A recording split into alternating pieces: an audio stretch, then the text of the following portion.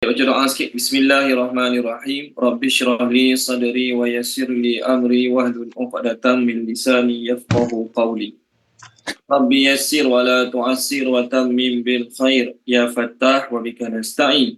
Subhanaka la ilma lana illa ma 'allamtana innaka antal alimul hakim. Allahumma anfa'na bima 'allamtana wa 'allimna ma yanfa'una wa zidna ilma walhamdulillahi rabbil alamin. Okey. Kita boleh kata minggu ni, malam ni last lah kelas kita. Sebab insya-Allah minggu depan hari Isnin malam kemungkinan okey, kita akan solat tarawih. Sebab kalau ikut kalendernya 12 hari bulan 1 Ramadan. Jadi minggu depan Isnin 11 hari bulan. Kalau 12 Ramadan tu tak puasa lagi, insya-Allah kita 11 hari bulan kelas macam biasa. Kalau tak puasa lagi lah, tapi kalau puasa kita sambung lepas raya lah, insya-Allah. Boleh? Okey. Tuan Haji Izali, boleh tak Tuan Haji Izali tolong baca balik ayat 19 minggu lepas? Boleh Ustaz. Bismillahirrahmanirrahim. Daripada atas Ustaz, daripada 19. Awal ayat 19. Okey. Dan seperti itulah kami bangkitkan mereka agar mereka saling bertanya di antara mereka. Berkatalah seorang yang berkata di kalangan mereka, berapa lama kami tinggal? Mereka menjawab, kita tinggal 1 hari ataupun sebahagian hari.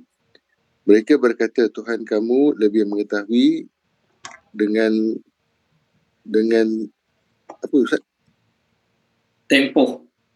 Dengan tempoh yang kami tinggal, maka hantarlah salah seorang kamu dengan wang perak kamu ini ke bandar.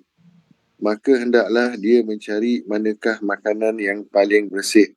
Maka hendaklah dia membawa kepada kami dengan makanan daripadanya. Dan hendaklah dia berhati-hati dan janganlah dia memberitahu tentang kamu kepada seorang pun.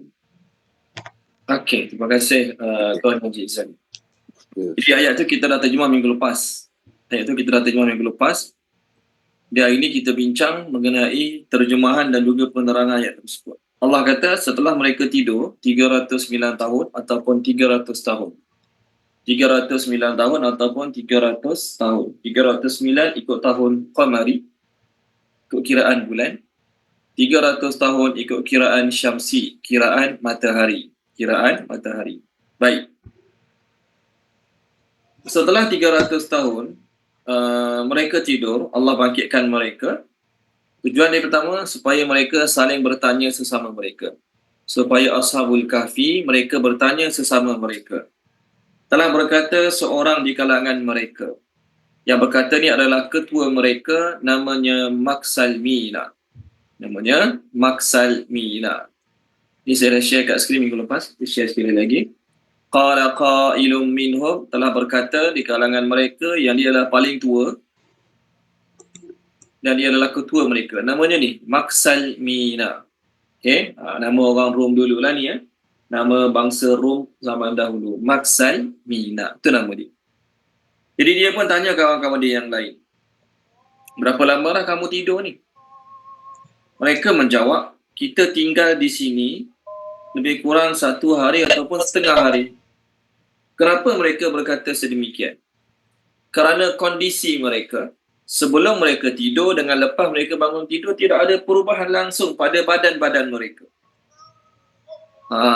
Okey. Kalau mereka sebelum tidur kuku mereka pendek, bangun tidur pun kuku mereka pendek. Sebelum tidur rambut mereka pendek, bangun tidur pun rambut mereka pendek. Sebelum mereka tidur, misai mereka dikemaskan, digunting misai mereka.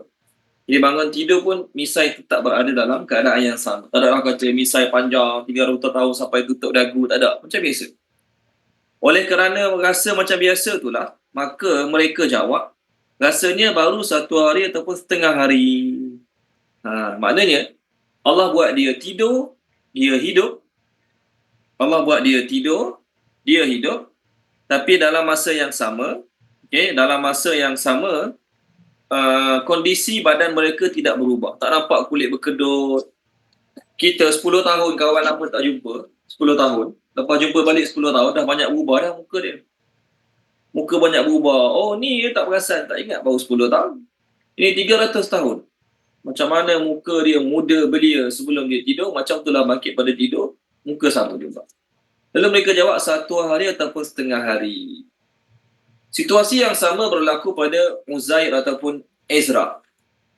Uzair ataupun Ezra, Allah matikan dia 100 tahun. Okay, ni Allah tidurkan ni. Ni Allah matikan 100 tahun. Kalau baca Puan Izawani, surah Al-Baqarah, muka surat 43. Muka surat 43. Ni pasal Uzair.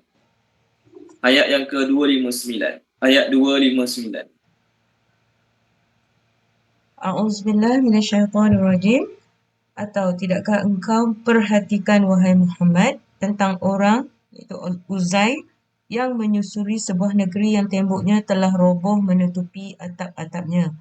Orang itu berkata, bagaimana Allah menghidupkan atau membangunkan semula negeri ini sesudah matinya atau rosak binasanya. Lalu Allah mematikannya orang itu dan dibiarkan tidak berubah selama 100 tahun. Kemudian Allah menghidupkannya semula lalu bertanya kepadanya, berapa lama engkau tinggal di sini? Dia menjawab, saya telah tinggal di sini sehari atau setengah hari. Allah berfirman, tidak, sebenarnya engkau telah tinggal berkeadaan demikian selama 100 tahun. Lihatlah makanan dan minumanmu masih tidak berubah keadaannya. Dan lihatlah pula keldaimu yang tulang belulangnya bercerai-berai. Dan kami lakukan ini ialah untuk menjadikan engkau sebagai tanda kekuasaan kami bagi umat manusia. Dan lihatlah tulang belulang keldai itu, bagaimana kami menyusunnya kembali, kemudian kami menyalutnya dengan daging. Maka apabila telah jelas baginya apa yang telah berlaku itu, dia berkata, saya yakin berdasarkan penglihatannya bahawa Allah Maha Berkuasa atas segala sesuatu. Okey, terima kasih Puan Izawani. Nampak? Uzair Allah matikan selama 100 tahun. Bangkit-bangkit Allah tanya, berapa lama duduk sini? Sehari ataupun setengah hari. Sebab kondisi badan dia tak berubah. Kita pun sama, kalau kita tidur lama sangat, kita tak sedar berapa lama kita tidur. Melainkan kita tengok jam. Kita tertidur ke, kita sengaja tidur ke, kita tak sedar berapa lama kita tidur, melainkan kita tengok jam. Oh, aku dah tidur 4 jam rupanya. 2 jam rupanya. Baru setengah jam rupanya. Kita tak sedar. Samalah juga Ashabul Kahfi, mereka bangun tidur. Mereka kata kami rasanya duduk sini 1 hari atau setengah hari. Tetapi bila mana mereka tengok keadaan gua, rumput-rumput, kesan lumut yang ada dalam gua tersebut, menyebabkan mereka rasa bukan 1 hari ni. Bukan setengah hari kalau macam ni. Bukan 1 hari, bukan setengah hari. Lalu mereka pun kata, Allah lagi tahu sebenarnya berapa lama kamu duduk kat sini. Kita je rasa macam 1 hari ataupun setengah hari. Tapi Allah lagi tahu berapa lama kita duduk di sini. Lalu, mereka berkata, hantarlah salah seorang kamu untuk bawa duit silver ni pergi ke bandar. Ilal Madinah, pergi ke bandar. Disebabkan ayat ni ada perkataan Madinah, ada sebahagian orang yang menganggap bahawanya peristiwa Ashabul Kahfi ni berlaku di Madinah, Arab Saudi lah. Sebab apa? Ada perkataan Madinah, bukan kat Madinah ke kisah Ashabul Kahfi? Bukan, maksud Madinah di bandar. Maksud Madinah di bandar, terjemah dia bandar, town. Subang Jaya pun Madinah, Shah Alam pun Madinah, Kuala Lumpur pun Madinah, Kuantan pun Madinah, Kuala Terengganu pun Madinah. Terjemah dia sudah lafaz bandar. Cuma Madinah yang jadikan nama tempat Mekah, Madinah di Arab Saudi itulah. Jadi mereka kata hantar salah seorang untuk bawa duit silver kita ni ke bandar. Okey, siapakah orang yang dihantar? Orang dihantar namanya adalah Tamliqa. Nama orang dihantar tu daripada 7 orang ni menurut tafsir. Tak nak percaya pun tak apa, tak jadi masalah. Tamim, lam ya, kha alif. Tamliqa. Okey, dia inilah yang dihantar untuk beli makan, keluar daripada gua beli makanan. Okey, nama dia Tamliqa. Jadi mereka kata baru suruh dia keluar, seorang je lah bawa duit silver kita ni ke bandar dan hendaklah dia mencari makanan paling baik. Nak ceritanya, mereka bukan sekadar jaga iman, mereka juga jaga pemakanan. Okay, mereka bukan sekadar jaga iman, tapi Ashabul Kahfi ni Allah muliakan juga sebab jaga pemakanan. Kalau kita bangun tidur tengah lapar, beli je lah apa-apa pun, tak kisahlah kat mana pun. Tak. Mereka tetap pesan pada kawan mereka, azka ta'aman, pure food in the city. Maksud pure food ni, makanan paling suci, makanan paling bersih, makanan paling halal. Kenapa mereka pesan macam tu? Sebab negara mereka negara kafir. Masa mereka tidur tu, sebelum mereka masuk gua, mereka tahu yang negara mereka negara kafir. Jadi bila negara kafir ni, mereka tak ambil peduli pun bab halal haram makanan. Jadi mereka sendirilah yang mukmin, yang muslim ni kena ambil tahu dan kena ambil peduli tentang pemakanan. Jadi kita bersamalah, samping kita jaga iman, jaga amal, jaga makan. Suatu hari Sa'ad bin Abi Waqqas radhiyallahu anhu cakap kepada Nabi, "Ya Rasulullah, doalah pada Allah supaya aku ni jadi orang yang senang diperkenankan doa. Aku ni jadi orang yang doa je mustajab, doa je mustajab." Nabi kata pada Sa'ad bin Abi Waqqas radhiyallahu anhu, "Atib mat'amaka takun mustajabad da'wati." Perelokkanlah sumber-sumber makanan kamu. Perelokkanlah sumber-sumber makanan kamu. Kamu akan jadi orang yang mustajabad da'wati. Orang yang senang Allah nak perkenankan doa. Sebab kalau kita semayang bagus, puasa bagus, semayang malam bagus, mengaji bagus, tapi kita beli makanan dengan duit yang halal, duit kita dapat gaji lah, bukan duit rasuah, bukan duit curi, bukan. Tapi makanan yang kita beli tu dalam tu ada benda haram. Dalam tu ada benda haram. Maka kesan dia tak baik pada diri kita. Kesan dia tak baik pada diri kita. Okey, baik. Lalu, hendaklah dia bawa kepada kamu dengan rezeki daripadanya, iaitu dengan makanan. Dengan makanan daripada duit tersebut. Okey, kerana bila bangun tidur lapar, yang diperlukan makanan. Okey, yang diperlukan adalah makanan. Beli makanan daripada duit tersebut. Okey. Dan hendaklah dia wal yatalattaf, maksudnya hendaklah dia berlemah lembut. Berlemah lembut ni maksudnya jangan terlalu menonjol. Jangan terlalu menonjol sangat dalam masyarakat. Nanti orang tahu kita ni siapa, asal mana, nanti kena tangkap susah. Itu maksud wal yatalattaf. Perkataan wal yatalattaf berasal pada perkataan latif. Latif tu lembut. Maksud lembut kat sini bukanlah lembut dari sudut perkataan atau perbuatan, tak. Maksud lembut ni jangan terlalu menonjol. Dari sudut kata-kata, dari sudut perbuatan, jangan terlalu menonjol. Dan last kali dia pesan, janganlah kamu membuat seseorang pun tahu tentang kita. Jangan buat siapa-siapa pun tahu tentang kita. Pastikan tak ada orang tahu langsung tentang kita. Okey? Ini maksud kata-kata mereka kepada salah seorang kawan mereka untuk beli barang di bandar. Nama kawan mereka tu adalah Tamliqa. Baik. Qatadah radhiyallahu anhu meriwayatkan. Okey. Orang pada zaman tu, pada zaman peristiwa Ashabul Kahfi inilah, pada zaman mereka bukan pada masa mereka nak tidur, pada masa mereka bangun tidur. Qatadah radhiyallahu anhu berkata, ulama-ulama salaf menyebutkan orang-orang pada zaman tu ada masalah keraguan terhadap adanya hari kebangkitan. Mereka Kristian. Orang Kristian patutnya tak payah fikirlah masalah akhirat. Sebab mereka yakin adanya hari resurrection, adanya hari kebangkitan. Ya, mereka percaya adanya hari kebangkitan. Cuma yang jadi khilafnya sesama mereka adalah bangkit badan saja ke bangkit roh sekali. Silap maafkan saya. Bangkit roh semata-mata ataupun bangkit sekeliling badan. Bangkit tu roh saja bangkit. Ataupun badan kita ni bangkit semula. Kita pun tahulah. Kat akhirat nanti, kulit yang sama ni akan bangkit. Sebab kulit yang sama ni jadi saksi kita buat dosa A, buat dosa B, buat dosa C. Kulit yang sama.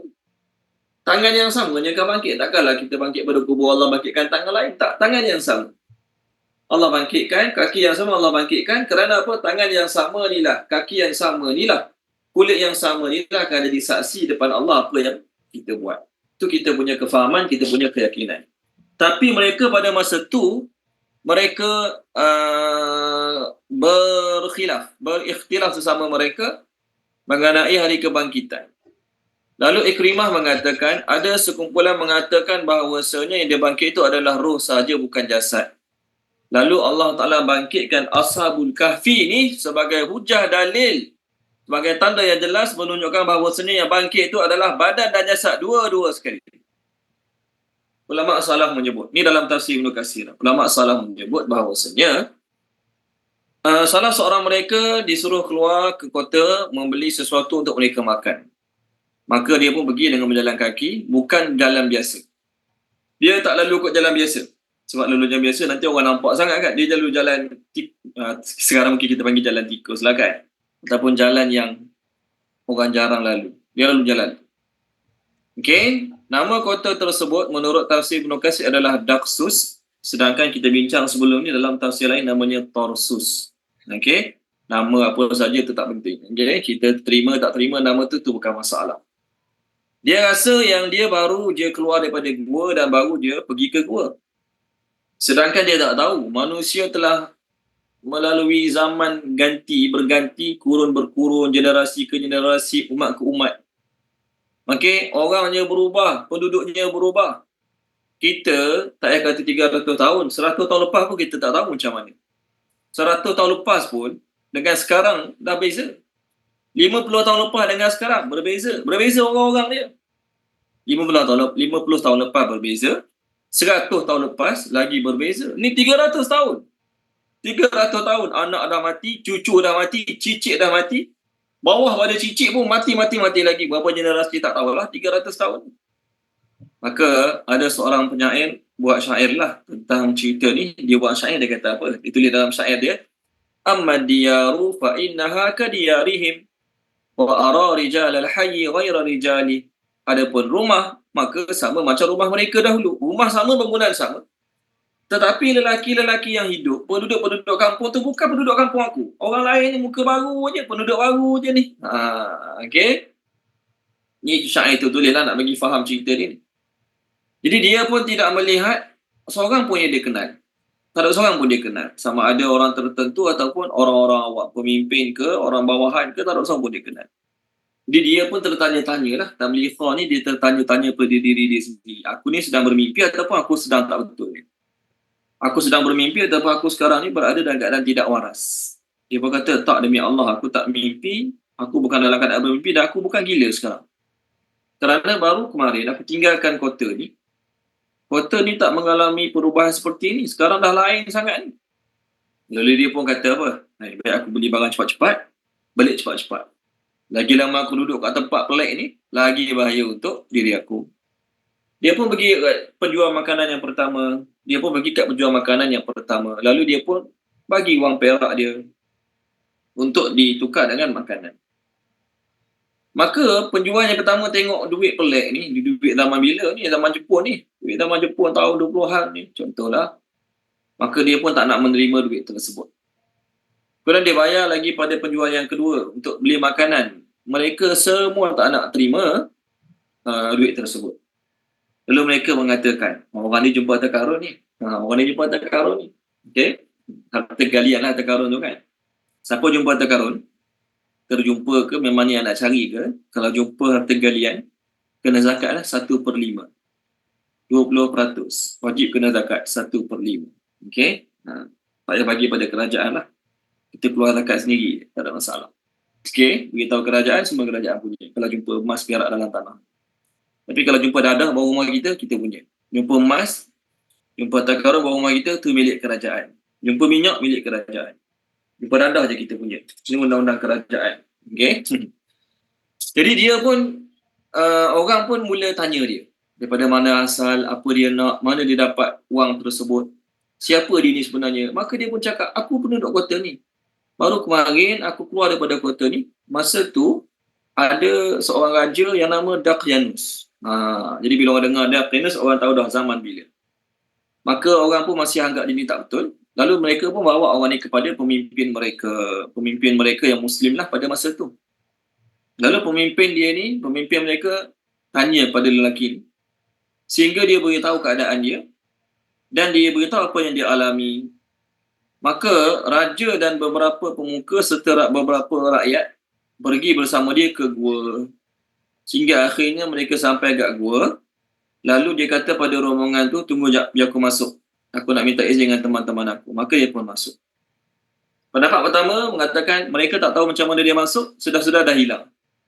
Pendapat kedua mengatakan dia masuk, minta izin, dia diberi izin, lalu dia pun jemput raja dan pegawai-pegawai raja masuk. Raja ucap salam pada mereka, berpeluk dengan mereka. Raja tu raja Muslim yang baik. Okay, ada pendapat mengatakan nama raja tu adalah Yandusus. Jadi mereka pun berasa senang dengan raja, mereka berbicara dengan mesra dengan raja tersebut.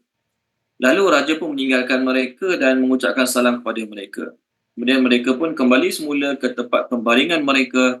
Akhirnya Allah Ta'ala pun mewafatkan mereka. Itu cerita dia lebih kurang. Itu maksud ayat. Hendaklah dia keluar dengan berhati-hati. Jangan sampai seorang pun tahu tentang diri dia. Kerana apa? Niat mereka agar mereka tak diketahui oleh raja. Takut nanti raja paksa mereka murtad. Ayat seterusnya ayat 20. Untuk sahabat-sahabat baru masuk, kita muka surat 295 ayat yang ke-20. Innahum, sesungguhnya mereka ni penduduk bandar lah, penduduk bandar Tarsus tu. Jika yazharu, mereka mengetahui, alaikum ke atas kamu, yarjumukum, mereka akan merejam kamu. Maksudnya baling batu sampai mati, itu maksud merejam kamu. Ataupun yu'idukum, mereka akan mengembalikan kamu. Mereka akan mengembalikan kamu. Ke dalam. Pada boleh, dalam boleh. Millatihim, agama mereka.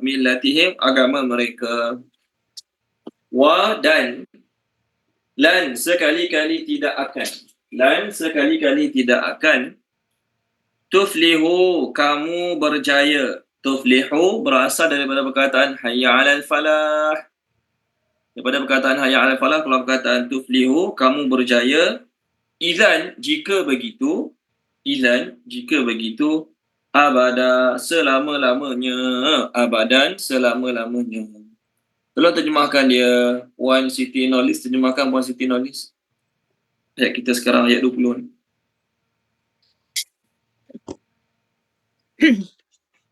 Bismillahirrahmanirrahim. Sesungguhnya mereka, jika mereka mengetahui ke atas kamu, mereka akan merejam kamu atau mereka akan kembalikan kamu ke agama mereka. Sekali-kali tak akan kamu berjaya jika begitu selama-lamanya. Okey, terima kasih Puan Siti Nolis. Kata-kata ni masih kata-kata Ashabul Kahfi kepada Tamliqah tadilah. Kamu kena sembunyi-sembunyi, kamu kena jangan terlalu menonjol. Sebab kalaulah mereka mengetahui tentang kamu, iaitu orang-orang raja mengetahui tentang kamu, raja nama Tarsus. Kalau raja sebelum mereka tidur nama Tarsus. Kalaulah raja tu tahu tentang kamu, mereka akan merejam kamu. Maksudnya mereka baling-baling batu sampai kamu mati lah. Paksa kamu keluar. Ataupun mereka akan memaksa kamu kembali pada agama mereka, agama kafir lah. Dan kalaulah kamu terpaksa memilih yang kedua, itu kembali pada agama mereka, kamu jika begitu tidak akan berjaya selama-lamanya. Okey, nama raja pada masa tu Daqyanus, bukan Tarsus. Daqyanus. Nama bandar mereka Tarsus, nama raja Daqyanus. Okey, baik. Ayat ni nak beritahu kita bahawasanya dia hanya ada satu pilihan. Si Tamliqah ni yang disuruh keluar pergi beli barang, dia hanya ada satu pilihan. Apa dia? Mati as a Muslim. Dia tidak boleh untuk buat pilihan yang kedua, tak apalah saya murtad kat mulut, hati saya tak murtad. Tak ada. Pilihan tu tidak ada untuk dia. Okey, pilihan tu tidak ada untuk dia. Dia hanya ada satu pilihan. Apa dia? Mati sebagai orang Islam juga. Kena bunuh lah. Dia tak ada pilihan yang lain. Sedangkan kita orang Muslim, zaman ni, kita ada dua pilihan bila dipaksa murtad. Pertama, kita pilih untuk syahid. Nak bunuh lah, nak bakar ke, nak rejam ke, nak buat apa, nak bom ke, buatlah. aku tak akan keluar pada agama Islam. Ini yang terbaik. Yang kedua, kita ada pilihan yang kedua. Apa pilihan yang kedua? Kita boleh ucap kata-kata kafir di mulut. Maksudnya kat mulut kita ucaplah kata-kata yang buat kita murtad di segi mulut. Tapi hati tidak setuju dengan mulut kita kata. Boleh ke tak boleh? Boleh. Kelebihan untuk umat ni? Boleh. Orang letak pistol kat sini, baik kau keluar pada agama Islam. Okey, saya keluar sekarang juga. Takut mati. Saya pun samalah. Kalau orang buat macam tu, buh pistol kat sini, keluar murtad sekarang, murtad sekarang. Orang berpistol kat sini suruh kutuk Allah, kutuk Nabi Muhammad sekarang. Kutuk je lah. Tak nak mati lagi, tak sedia lagi nak mati, takut lagi nak mati. Itu pilihan yang kedua. Tak jadi masalah. Tak berdosa, tak haram, tak makruh. Tapi, kalaulah kita nak pilih yang the best of the best, terbaik, kita pilih untuk mati. Kerana apa? Dalam hadis, Nabi SAW sebut, Nabi kata, Allah SWT memaafkan untuk umatku. Bila sebut umatku, maknanya umat sebelum ni tak termasuk. Ni hadisnya, saya share kat skrin. Bila lafaz tu, Nabi sebut lafaz umatku, maknanya umat sebelum ni tak termasuk dah dalam kelebihan ni. Okay. Ibnu Abbas radhiyallahu berkata daripada Sunan Ibnu Majah, Nabi SAW bersabda, Innallaha wada'a an ummati al-khata'a wan nisyana wa mastukrihu alaihi. Allah has forgiven my nation for mistake and forgetfulness and what they are forced to do. Allah memaafkan my nation, umat aku. Jadi bila Nabi sebut umat aku, maksudnya umat terdahulu tak dapat kelebihan ni. Umat terdahulu tak dapatlah kelebihan ni. Apa dia? Allah maafkan, Allah tak tulis sebagai dosa kalau tersilap, tak sengaja. Yang kedua, terlupa. Makan di bulan Ramadan. Terlupa langsung. Tak ada masalah. Terlupa solat. Dia memang betul-betul terlupa bab solat. Bukan sengaja, terlupa. Yang ketiga, dia dipaksa. Orang yang dipaksa. Dipaksa minum arak, dipaksa tinggal solat, dipaksa buka aurat, dipaksa buat dosa-dosa lain lagi. Bila ada nama dipaksa, Allah pun tahulah tahap dipaksa macam mana. Bukan dipaksa tu, dipaksa sikit je, dia lebih-lebih pula. Bukan. Kalau dipaksa, Allah tak tulis sebagai dosa. Jadi poin saya hadis ni adalah ummati. Untuk umat aku. Jadi bila sebut untuk umat aku, umat terdahulu mereka tak ada pilihan. Mereka hanya ada satu pilihan. Apa pilihan mereka? Mati. Mereka tak boleh nak berlakon kat mulut keluar pada agama Islam sedangkan hati masih menerima Islam. Tak boleh. Zaman Nabi SAW, masa Nabi kat Mekah, Sumayyah kan, mak kepada Ammar bin Yasir ataupun Ammar bin Yasar. Mak dia kena bunuh. Mati syahid. Kemudian ayah dia pula kena bunuh. Yasir. Lalu dia pula kena paksa dengan orang kafir. Ammar kena paksa dengan orang kafir untuk murtad, untuk kutuk Nabi Muhammad, untuk cela Nabi Muhammad. Kalau tak dia kena bunuh. Dia tak sedia lagi nak mati. Dia masih belum sedia untuk mati. Dia takut lagi untuk mati. Maka dia terpaksa mengucapkan kata-kata mencela Nabi untuk menunjukkan dia masa tu dah keluar pada agama Islam. Sedangkan hatinya masih lagi beriman pada Allah. Hatinya masih lagi redha Islam sebagai agamanya. Kalau baca ni Puan Salasiah, kalau baca boleh Puan Salasiah. Surah An-Nahli muka surat 279 ayat 106. 279 ayat 106.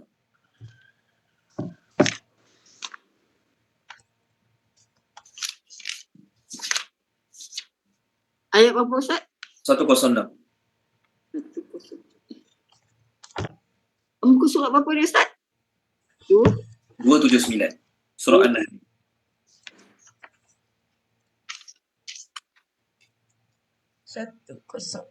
Auzubillahi minasyaitonirrajim. Bismillahirrahmanirrahim. Barang siapa kafir kepada Allah setelah dia beriman, dia mendapat kemurkaan Allah, kecuali orang yang dipaksa kafir padahal hati dia tetap teguh beriman. Dia tidak berdosa. Tapi orang yang melapangkan dadanya untuk kekafiran, maka kemurkaan Allah menimpanya dan mereka akan mendapat azab yang besar. Okey, terima kasih Puan Salasia. Ada poin dia apa dia? Kecuali orang yang dipaksa, dia tidak berdosa. Jadi ayat ini turun setelah Ammar bin Yasir radhiyallahu anhu jumpa Nabi menangis-nangis ceritakan Nabi apa yang dia telah ucapkan kepada orang kafir tadi. Maka Allah turunkan ayat nak beritahu dia tak berdosa, dia tidak bersalah. Zaman Nabi SAW ada 2 orang sahabat kena tangkap dengan Nabi palsu, Musailamah Al-Kazab. Nabi palsu Musailamah Al-Kazab tangkap 2 orang sahabat Nabi. Musailamah Al-Kazab paksa dia untuk mengaku yang Musailamah ni Nabi. Sahabat pertama cakap kat dia, Musailamah, kamu penipu. Dia tetap tak nak mengaku Musailamah tu Nabi. Dia kata kamu penipu. Lalu Musailamah bunuh dia. Sebab dia tak nak mengaku Musailamah tu Nabi. Sahabat yang kedua, ketika mana Musailamah suruh dia mengaku yang Musailamah Nabi, dia pun takut mati, dia mengaku Musailamah tu Nabi. Lalu berita tu sampai kepada Nabi SAW. Maka Nabi SAW bersabda, Ammal ladhi qutila fa'akhadha bil fadl fahani'an lahu. Adapun sahabat yang kena bunuh tu, orang yang dibunuh tu, dia telah memilih yang paling afdal. Dia telah memilih yang paling utama. Maka tahniah untuk dia. Nabi kata tahniah untuk dia. Dia pilih yang paling afdal, yang paling utama. Wa ammal ladhi turika, adapun sahabat seorang lagi yang dibiarkan, dilepaskan, tak dibunuh. Nabi kata fa akhadha bir rukhsah fala syai'a alaihi atau kama qala Rasulullah sallallahu alaihi wasallam. Dia telah memilih rukhsah, keringanan. Maka Nabi kata tidak ada apa-apa ke atasnya. Tak ada masalah, dia tak kena hukum berdosa ke, dia tak berdosa. Maknanya kita dapat 2 pilihan. Kalau kita dipaksa ataupun disuruh murtad, kita ada 2 pilihan. Kalau kita sedia untuk mati syahid, alhamdulillah, tu terbaik. Sebagaimana Bilal radhiyallahu anhu ketika mana dia hamba abdi, okey, orang-orang Mekah paksa dia untuk dia murtad. Dia tak nak. Lalu orang Mekah jemur dia atas padang pasir, tindih batu besar atas dada dia, bawah terik matahari. Mereka suruh Bilal mengucapkan lafaz-lafaz yang mensyirikkan Allah Subhanahu Wa Taala. Tapi Bilal radhiyallahu anhu menolak kata-kata mereka seraya berkata, Ahad. Okey? Ahad. Okey? Lalu Bilal radhiyallahu anhu juga berkata, demi Allah, seandainya aku mengetahui satu ungkapan, satu kata-kata yang kalian benci, nescaya aku akan ucap kata-kata itu. Mudah-mudahan Allah akan meredai dan memberikan keredaan kepada Bilal radhiyallahu anhu. Okey? So Bilal radhiyallahu anhu dia boleh je nak apa ya? Nak mengaku kat mulut, okey aku murtad, aku syirik, boleh. Tak bersalah pun. Tapi dia memilih untuk tidak membuat sedemikian. Dia telah memilih yang paling afdal. Ada seorang sahabat Nabi namanya Abdullah bin Huzafah radhiyallahu anhu. Masa ni zaman Umar Al-Khattab radhiyallahu anhu jadi khalifah. Hadis ni diriwayatkan oleh Al-Hafiz Ibnu Asakir. Beliau menulis biografi Abdullah bin Huzafah radhiyallahu anhu, namanya Abdullah bin Huzafah As-Sahmi. Dia seorang sahabat Nabi. Masa perang dengan Rom, dia pernah kena tawan dan beberapa orang Islam lain, termasuk dia, kena tawan dengan Raja Rom. Kemudian mereka bawa si Abdullah bin Huzafah radhiyallahu anhu ni depan Raja Rom. Maka Raja Rom kata kat dia, masuklah agama Nasrani, aku akan sertakan diri kamu dalam orang-orang besar kerajaan.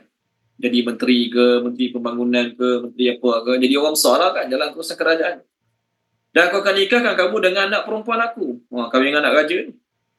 Maka Abdullah bin Huzafah radhiyallahu anhu cakap pada Raja Rom masa tu, dia kata apa pada Raja Rom? Dia kata, sekiranya kau bagi semua harta kau dan kau memiliki seluruh harta orang Arab, bukan kau ada kat negeri kau saja ni, seluruh tanah Arab di bawah jajahan kau, jika kau bagi seluruh harta orang Arab ni kat aku, dengan harapan aku akan meninggalkan agama Muhammad sallallahu alaihi wasallam walaupun sekelip mata.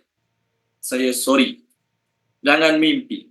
Jangan mimpi ni saya tambah sendiri lah. Nescaya benda tu tidak akan berlaku. Aku takkan buat. Maka Raja Rom cakap pada Abdullah bin Zafar, kalau macam tu aku bunuh kau. Maka Abdullah bin Zafar jawab, silakan. Maka Raja Rom ni memerintahkan Abdullah bin Zafar diikat di tiang salib. Maka mereka pun ikat dia kat tiang salib. Lalu Raja memerintahkan para pemanah untuk memanahnya daripada jarak dekat. Mereka panah Abdullah bin Zafar di kedua-dua tangan dan kedua-dua kaki. Sakit tak? Sakit ni macam kita kena pisau, terpijak paku. Macam mana sakit terpijak paku? Macam mana sakit terpijak duri? Tu 0.1% daripada kena anak panah. Ni anak panah masuk kat tangan, masuk kat kaki ni. Okey. Lalu dia masa dia offer untuk meluk agama Nasrani, tapi dia tetap menolaknya, tak nak. Lalu raja pun suruh dia diturunkan. Dia pun diturunkan, dilepaskan daripada salib.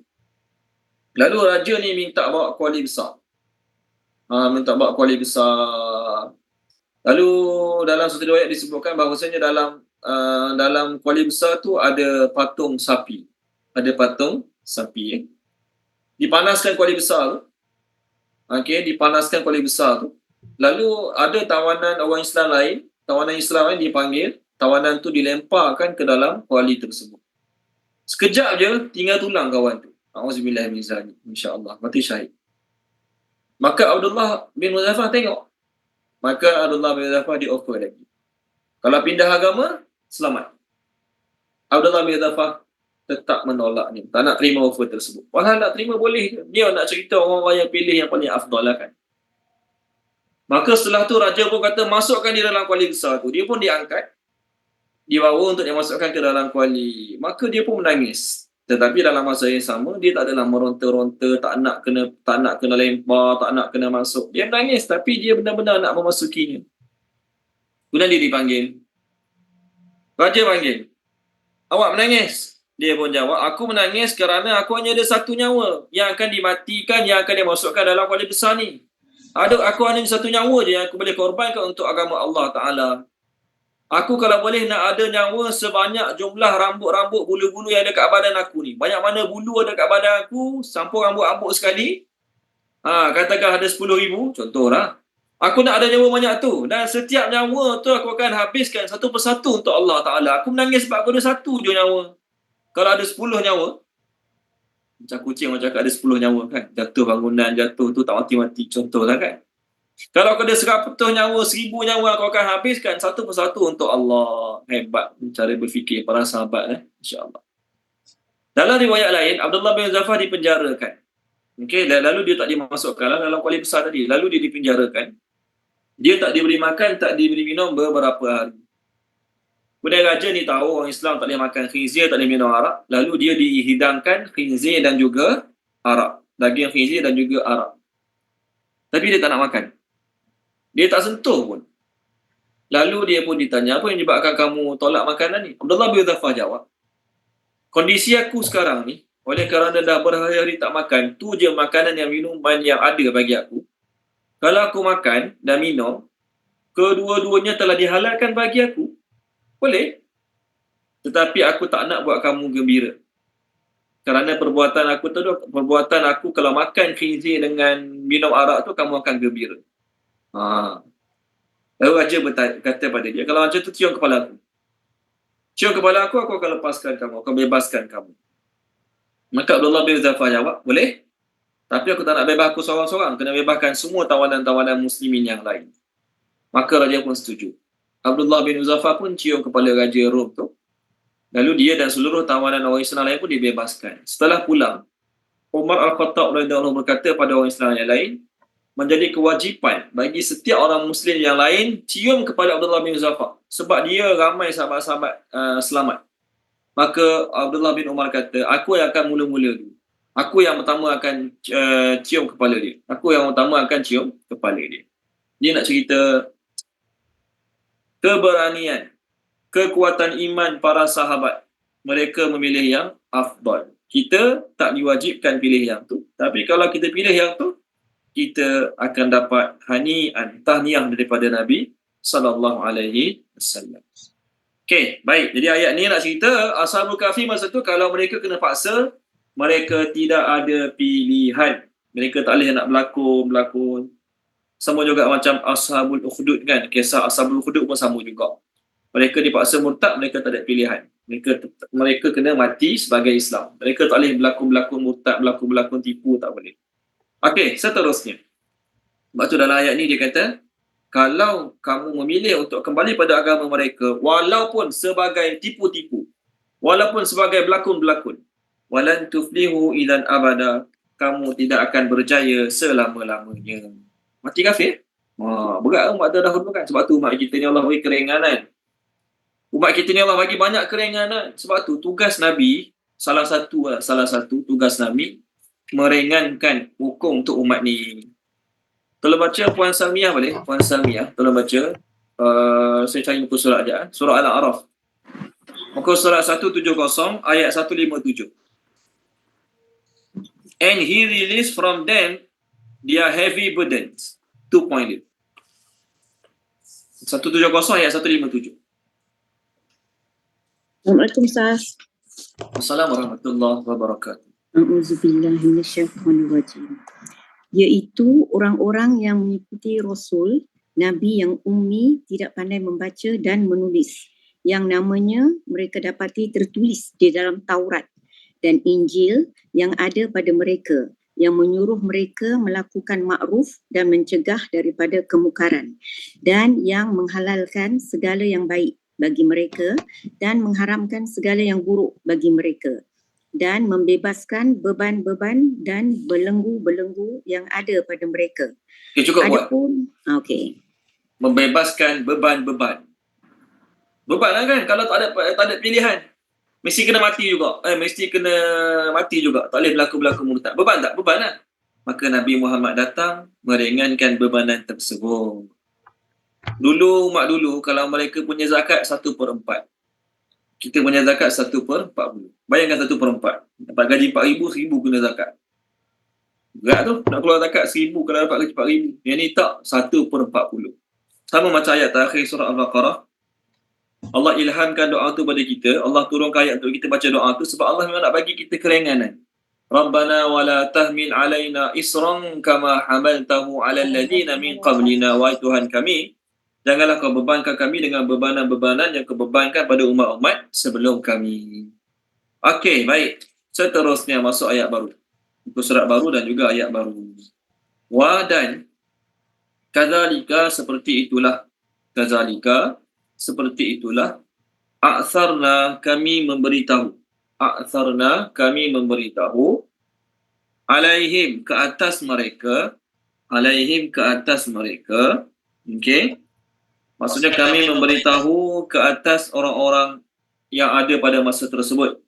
Orang-orang yang tinggal di bandar Afsus ataupun Tarsus tu, kami beritahu kepada mereka agar ataupun supaya ya'lamu mereka mengetahui anna bahawasanya wa'dallah janji Allah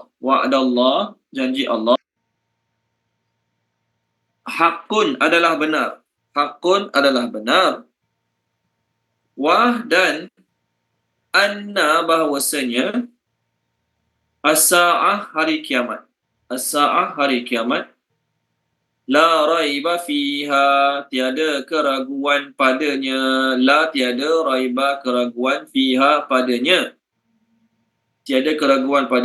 iz ketika yatanaza'una mereka saling berbantah-bantah bainahum di antara mereka di antara umat-umat di bandar Tarsus tu lah. Okey, di bandar mereka amrahum tentang perkara mereka, tentang urusan mereka. Amrahum tentang urusan mereka. Jadi bainahum di antara mereka tu, di antara penduduk-penduduk bandar Tarsus, amrohum tentang urusan mereka, iaitu tentang urusan Ashabul Kahfi. Jadi ada dua hum.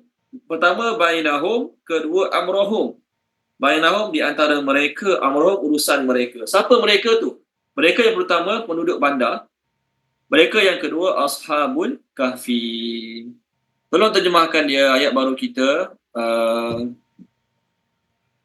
Puan Sharifah Husna terjemahkan balik. Puan Sharifah Husna. Baik Ustaz. A'udzubillahi minasyaitonirrajim. Dan seperti itulah kami memberitahu ke atas mereka agar mereka mengetahui bahawasanya janji Allah adalah benar dan bahawasanya hari kiamat tiada keraguan padanya.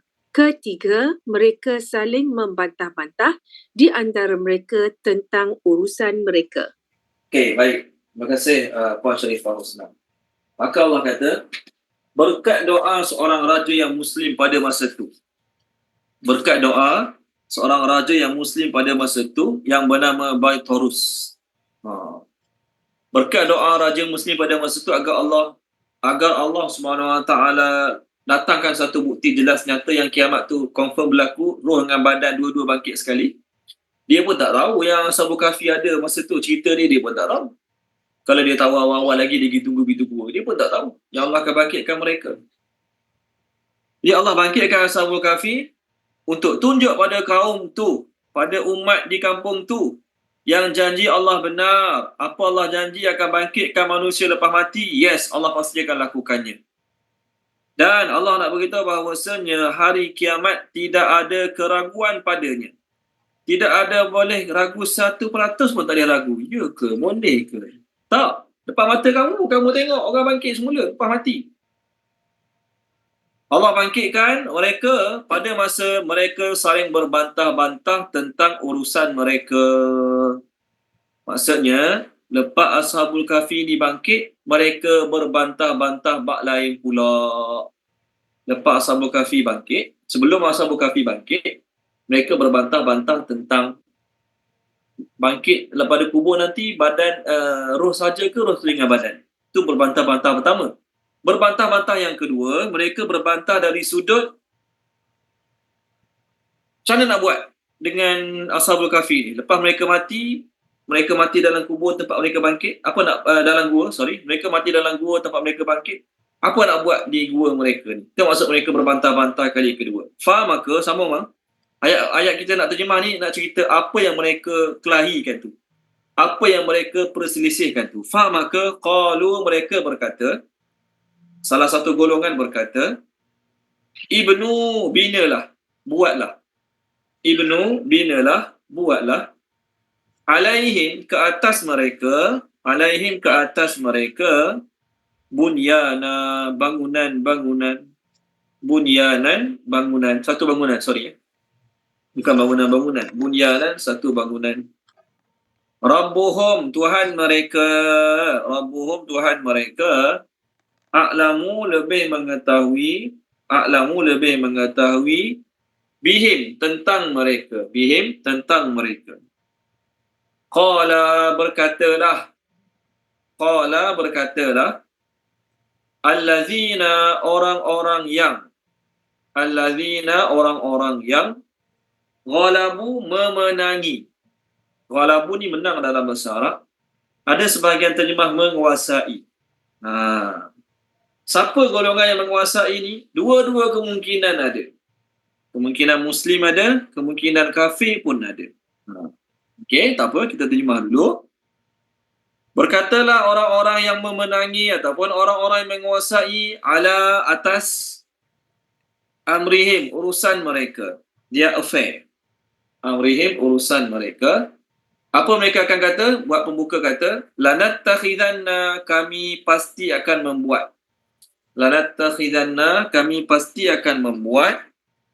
Alaihim, ke atas mereka, kat gua mereka ni lah maksudnya. Atas mereka maksudnya kat gua mereka ni, masjid. Tolong terjemahkan dia. Ayat kita sekarang, tolong terjemahkan dia. Puan Rohana Hamzah, terjemahkan boleh Puan Rohana Hamzah. Ya Ustaz. Mula tadi berkatalah ya Ustaz. Ya, maka mereka berkata. Maka mereka berkatalah orang-orang yang memenangi atau menguasai urusan mereka, kami pasti akan membuat masjid. Okey, terima kasih Puan Rohana Hamzah. Maka mereka berkata, okey, binalah untuk mereka bangunan. Orang-orang yang ada pada masa tu ada dua golongan, satu Muslim, satu kafir lah. Jadi yang kafir ni berkata, kita buat bangunan lah. Kita buat bangunan, depan pintu gua ni kita buat bangunan. Tugu peringatan. Okay, untuk mengingati yang ada orang pernah mati dan pernah hidup dalam gua ni. Dan mereka ni berkata, lepas pada tu Allah lagi tahulah keadaan mereka. Lepas pada ni apa nak berlaku pada mereka, bangkit sekali lagi ke lepas beratus tahun, Allah je lebih mengetahui. Okay, ini pendapat pertama, orang beriman yang kata kata-kata tersebut. Dan telah berkatalah orang-orang yang memenangi ataupun menguasai pada masa itu. Mereka kata kami akan bina masjid di gua ni. Tempat pintu gua tu, kami akan bina masjid. Ini siapakah yang memenangi, yang menguasai untuk bina masjid? Dalam tafsir yang saya baca lah, tafsir Jalalain mengatakan yang menguasai kat sini adalah golongan Muslim. Golongan Muslim, oleh kerana raja Muslim, maka mereka yang Muslim sama macam raja, mereka memilih untuk buat masjid. Tetapi ada sebahagian tafsir, termasuklah terjemahan orang putih. Kalau ikut terjemahan orang putih ni, yang saya punya terjemahan ni, dia dia kata orang-orang yang memenangi kat sini, orang-orang yang menguasai kat sini adalah disbelievers, orang yang tak beriman. Okay, tuan-tuan punya terjemahan macam mana? Tuan-tuan dan puan punya terjemahan, dia terang tak siapa yang kata tu? Tengok terjemahan orang putih saya ni kat skrin. Panjang sangat ni. They said, ni tengok tengah-tengah ni, they said construct a building over them, their Lord know best about them. Then those who won their point said, most probably the disbelievers, yang kafir. Mereka kata, we verily shall build a place of worship over them. Jadi menurut tafsir yang saya baca lah, syarah pada tafsir Jalalain, yang suruh buat masjid ni orang Muslim. Golongan yang menang ni golongan Muslim. Tetapi, ada tetapi, menurut Ibnu Jarir, yang suruh buat masjid ni siapa? Golongan-golongan kafir. Golongan Nasrani ni lah. Sebab Ibnu Jarir mengatakan, Nabi SAW, Nabi SAW pernah bersabda, Nabi kata, la'anallahu al-yahuda wan nasara. Allah melaknat Yahudi dan orang Nasrani. Sebab apa? Ittakhadhu qubur anbiya'ihim wa salihihim masajida. Mereka menjadikan kubur-kubur para nabi mereka dan kubur-kubur orang-orang soleh mereka sebagai masjid. Okey. Mereka ni Allah laknat, orang Yahudi dan Nasrani ni, sebab mereka akan buat masjid kat kubur para nabi. Baik. Kalau kita tengok hadis yang disampaikan oleh Ibnu Jarir ni, kita kata masuk akal lah. Sebab apa? Ashabul Kahfi ni jauh tak pada pendapatan? Jauh lah pada pendapatan. Jadi kalau buat masjid kat situ, siapa nak pergi semayang? Siapa yang rajin nak pergi semayang daripada orang bandar nak pergi semayang kat situ? Jadi tak ada faedah buat macam itu. Kalau buat bangunan, okey. Buat bangunan okey lah. Tugu peringatan ke okey lah juga, tak ada masalah. Tugu peringatan, sekadar tulis nama mereka, tak ada masalah. Ini buat masjid. Maka Ibnu Jarir kata, menurut Ibnu Jarir, yang beria nak suruh buat masjid ni orang kafir lah. Sebab tu Nabi SAW melaknat Yahudi dan Nasrani. Mereka buat kubur para nabi dan juga orang soleh jadi masjid. Satu riwayat, ada satu kubur Nabi lah di Iraq. Kubur tu dikatakan kubur Nabi Daniel di Iraq. Masa tu, Khalifah Umar Al-Khattab radhiyallahu anhu. Khalifah Umar Al-Khattab radhiyallahu anhu. Okey. pada masa tu kubur Nabi Daniel di Iraq ni tanahnya terbuka, tanahnya untung terbuka, tapi wajah pula dah. Jasad Nabi Daniel ni masih lagi tak dimakan tanah. Jasad Nabi Daniel masih lagi utuh lah. Jasad dalam hadis adalah hadis lain Nabi ada sebut bumi tidak akan makan jasad para nabi. Sebab tu Nabi Sulaiman alaihi salam walaupun dah meninggal dunia lama, tapi tubuh badan dia masih lagi tak rosak. Bayangkan dia menyandar kat tongkat, Nabi Sulaiman menyandar kat tongkat. Punya lama menyandar kat tongkat sampai tongkat tu dimakan anai-anai, tongkat tu patah, barulah Nabi Sulaiman jatuh. Masa tu barulah jin-jin tahu, mati dah bos kita punya. Jin-jin baru tahu masa tu. Berapa lama tuan-tuan kita menyandar kat tongkat, nak tunggu masa tongkat tu dimakan anai-anai sampai retak, sampai patah, berapa lama agak-agak? Setahun, 2 tahun mungkin. Kalau orang biasa lah ni, ustaz ke, imam ke, bukan Nabi lah. Mayat dia sehari 2 hari dah bau lain macam dah. Tak kisah dia ustaz ke, dia imam ke, mayat dia sehari 2 hari dah bau lain macam dah. Tapi para Nabi tak. Di zaman Umar Al-Khattab radhiyallahu anhu, Nabi Daniel ni kubur dia timbul sebab berlaku tanah runtuh ke. Maka Sayyidina Umar radhiyallahu anhu suruh orang kebumikan jenazah Nabi Daniel ni waktu malam. Tempat dia dirahsiakan. Tempat dia dirahsiakan. Sebab apa?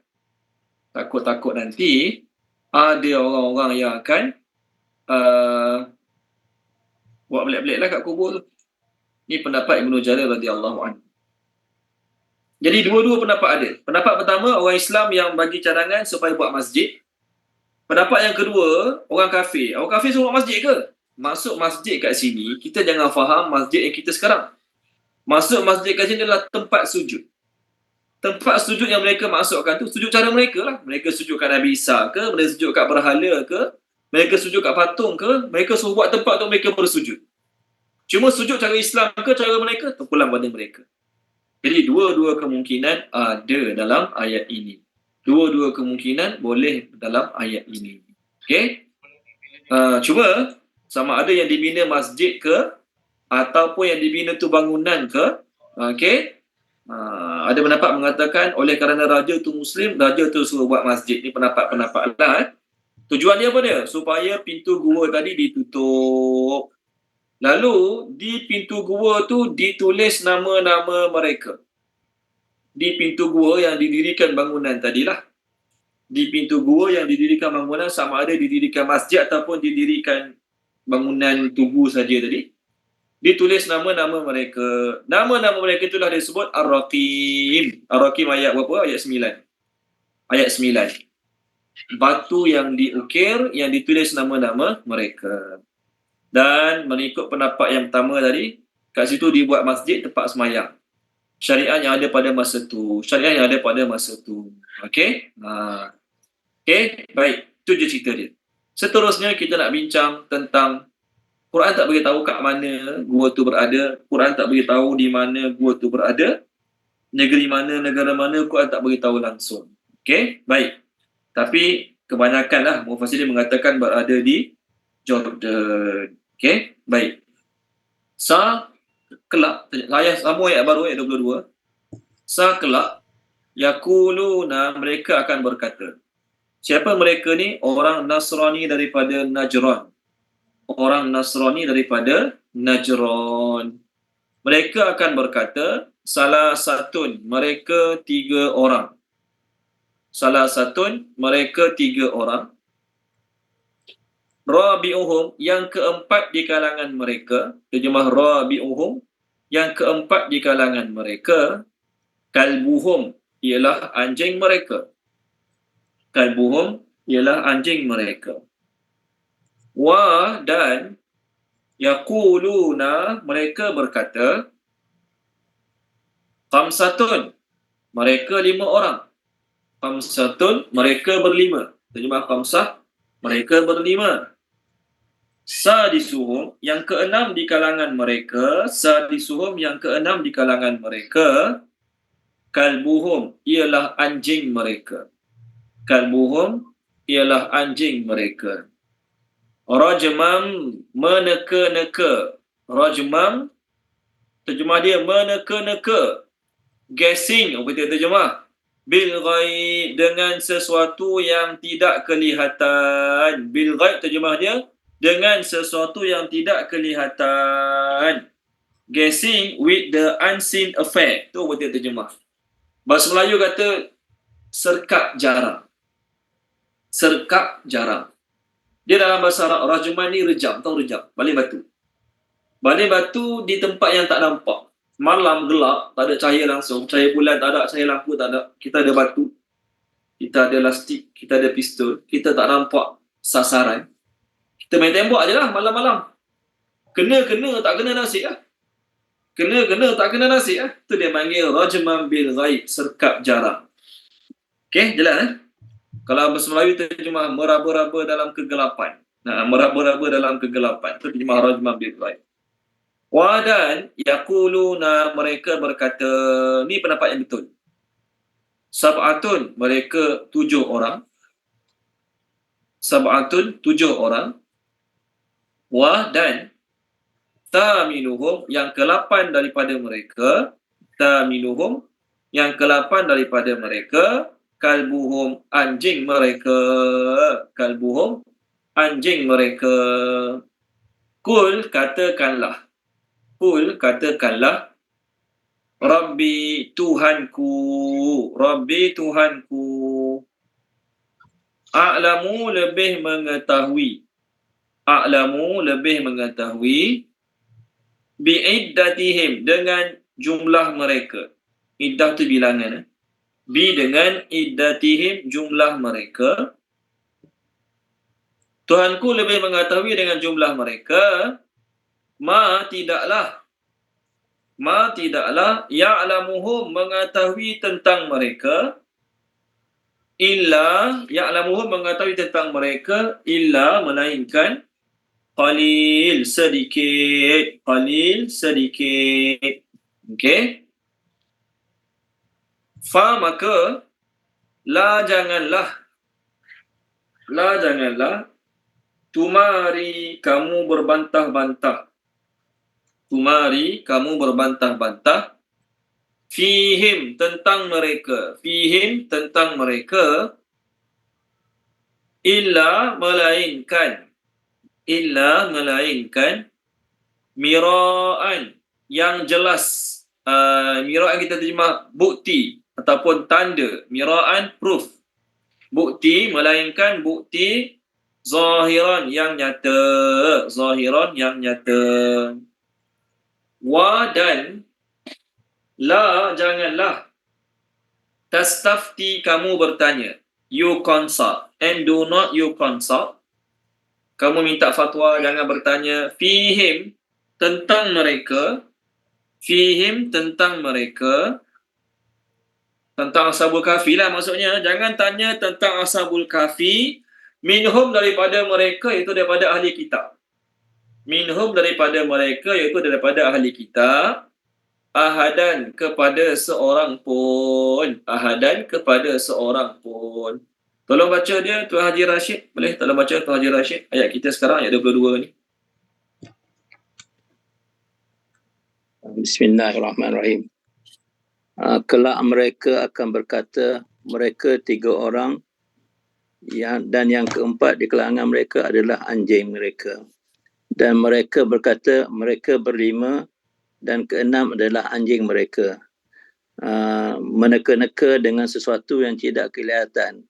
Dan mereka berkata, mereka 7 orang, dan ke-8 daripada mereka anjing mereka. Katakanlah, Tuhanku lebih mengetahui dengan jumlah mereka, tidaklah mengetahui tentang mereka melainkan sedikit. Maka janganlah kamu berbantah-bantah tentang mereka, melainkan bukti yang jelas. Dan janganlah kamu bertanya tentang mereka daripada mereka, iaitu ahli kitab, kepada seorang pun. Okey, terima kasih Tuan Haji Rashid. Nak tanya Tuan Haji Rashid, dalam ayat ni ada berapa kali yaquluna? Dalam ayat 22 ni ada berapa kali yaquluna?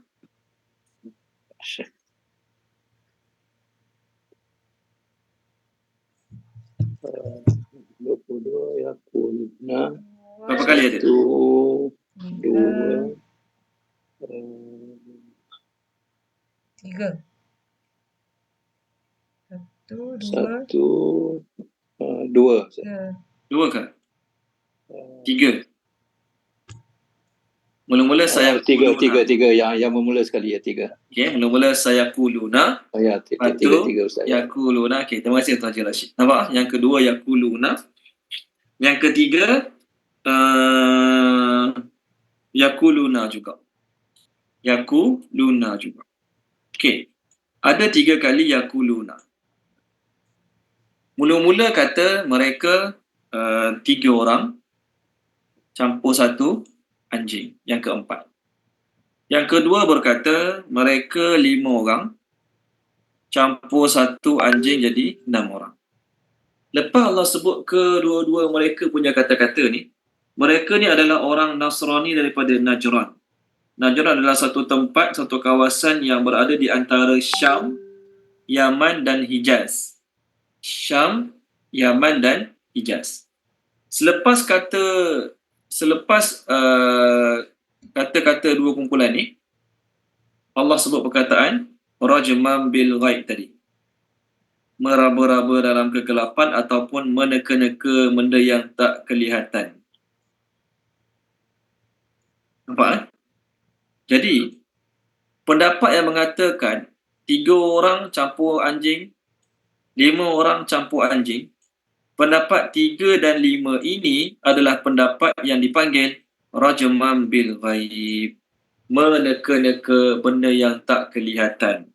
Guessing in the unseen affair. Kita Melayu panggil serkap jarah. Jadi pendapat yang kata 3 orang ataupun 5 orang ni adalah serkap jarah. Betul tak betul tak tahu. Kalau tak betul pun mereka tak tahu betul tu betul. Kalau tak betul pun mereka tak tahu betul tu tak betul. Kita baling malam-malam. Nak baling binatang di malam hari. Nak baling burung ke. Burung tak ada malam-malam. Nak baling binatang di malam hari. Tak kisahlah. Kita baling. Kita tak tahu balingan kita kena ke tak kena. Kalau kena pun kita tak tahu. Kalau tak kena pun kita tak tahu. Itu dipanggil rajman bil ghaib. Tetapi pendapat yang ketiga dalam ayat ini, iaitu mereka 7 orang dan yang ke-8 adalah anjing. Pendapat ini, yang ketiga tu tidak termasuk dalam rajman bil ghaib. Tidak termasuk dalam kategori teka-teka. Tidak termasuk dalam kategori serkap jarang. Jadi bila kata-kata ayat pendapat yang ketiga, yaquluna ni, bila tidak termasuk dalam kategori serkap jarang, itulah pendapat yang betul. Itulah pendapat yang betul. Kerana apa? Pendapat yang mengatakan 7 campur 1 ni, pendapat ini tidak termasuk dalam rajman bil ghaib, maknanya bukan teka-teka. Maka Allah suruh Nabi kata, cakap pada mereka yang Muhammad, Allah lebih mengetahui tentang bilangan mereka dan tidaklah mengetahui tentang bilangan mereka kecuali sedikit. Ibnu Abbas radhiyallahu anhu kata, aku termasuk dalam kategori sedikit. Aku termasuk dalam kategori sedikit. Boleh? Ibnu Abbas kata aku termasuk dalam kategori sedikit. Maka janganlah. Kerana apa? Ibnu Abbas kata aku termasuk dalam kategori sedikit. Kerana Allahumma salli ala Muhammad wa ala Muhammad. Nabi yang memberitahu pada para sahabat jumlah mereka adalah 7 orang. Ayat kita bermula dengan sayakuluna. Terjemah sah tu apa? Kelak, nanti. Nanti bila kamu cerita pasal Ashabul Kahfi, kamu akan dengar mulut-mulut orang Nasrani kata mereka tu 3 orang, mereka tu 4 orang. Mereka dengar daripada mulut-mulut orang tua mereka, itu orang Nasrani Najran. Mereka katalah jumlah mereka ni 3 orang ataupun 5 orang. Tapi yang Nabi beritahu pada para sahabat jumlah mereka adalah 7 orang, yang ke-8 adalah kambing. Itulah pendapat golongan minoriti, iaitu Nabi dengan para sahabat. Maka Allah kata, janganlah kamu berdebat tentang mereka, tentang Ashabul Kahfi ni, melainkan apa yang zahir. Allah kata 7. Dan kamu jangan duk gatai-gatai tanya orang kafir Yahudi ataupun orang kafir Nasrani tentang Ashabul Kahfi. Jangan tak tanya seorang pun. Apa pendapat kamu tentang Ashabul Kahfi? Apa pendapat kamu tentang Ashabul Kahfi? Tak payah tanya mereka seorang pun. Okey, maafkan saya sekejap. Sekejap.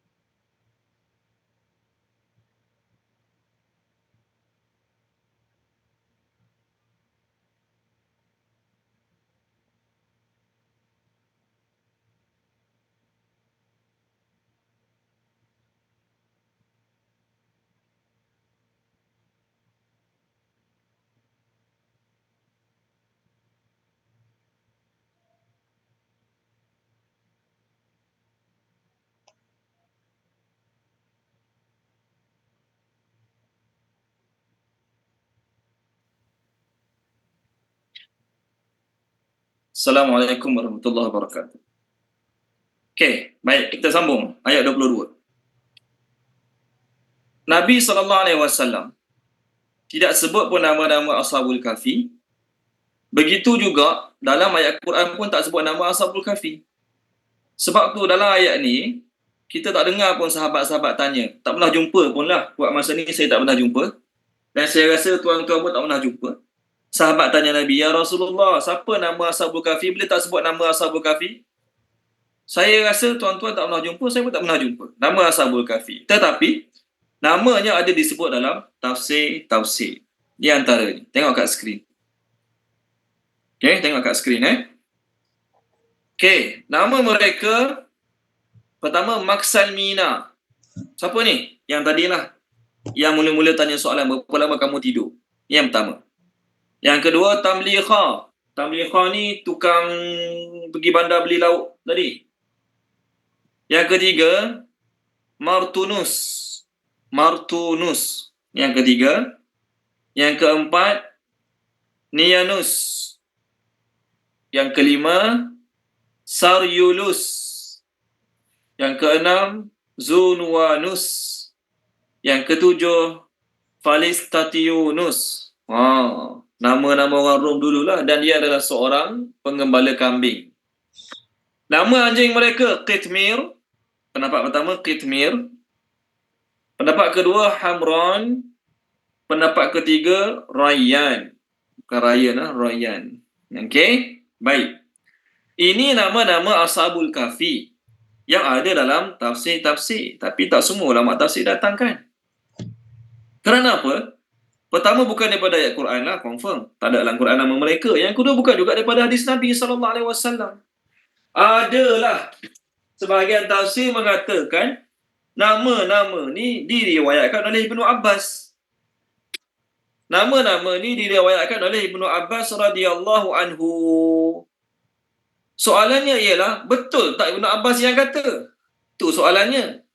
Betul tak Ibnu Abbas yang kata? Ke dia orang yang nak sampaikan berita ni, nama-nama ni main petik yang Ibnu Abbas. Dia tahu kalau kata Nabi kata, kena cari dalil. Kat mana Nabi kata? Dalam kitab apa Nabi kata pada siapa? Susah-susah sebut aja Ibnu Abbas kata. Dan betul ke Ibnu Abbas kata nama-nama ni? Itu yang pertama. Ya, ada dalam tafsir kata Ibnu Abbas kata. Tapi Ibnu Abbas tak sebut pun. Ibnu Abbas kata sampai pada siapa, tak sebut pun. Tak semestinya dalam tafsir tu tulis Ibnu Abbas kata, tu kita anggap betul. Tak. Boleh jadi orang main sedap je petik nama dia. Saya nak menipu. Kalau menipu guna nama Nabi, contohlah. Saya nak menipu. Kalau saya guna nama Nabi, dosa besar lah. Menipu guna nama Nabi. Cakap benda Nabi tak cakap. Tapi nak suruh tahap dosa tu tak besar sangat, kurang sikit, sebut nama sahabat. Abu Hurairah kata, Abu Zar radhiyallahu kata, kurang sikit dosa dia. Jadi betul ke Ibnu Abbas kata? Itu point dia. Nama-nama tadi. Katakanlah, memang betul. Sahih Ibnu Abbas yang kata. Ibnu Abbas dengar daripada siapa? Tu point dia pula. Kalau Ibnu Abbas dengar daripada Nabi, maksudnya bukan Ibnu Abbas seorang yang meriwayatkannya. Ramai lagi sahabat yang akan meriwayatkannya. Takkan Nabi cakap pada Ibnu Abbas seorang nama-nama Ashabul Kahfi. Ini ulama-ulama bincang. Baik. Apa yang tuan-tuan dan puan-puan pernah dengar tentang nama-nama Ashabul Kahfi? Siapa pernah dengar? Petua-petua ke, amalan nenek moyang ke, tok-tok kita dulu ke? Siapa pernah dengar, pernah baca? Ada? Nak share? Sebelum kita bincang lagi detail. Ada? Nama-nama ni kalau tulis, Tak ya pernah, Puan Syarifah Husna? Tak pernah.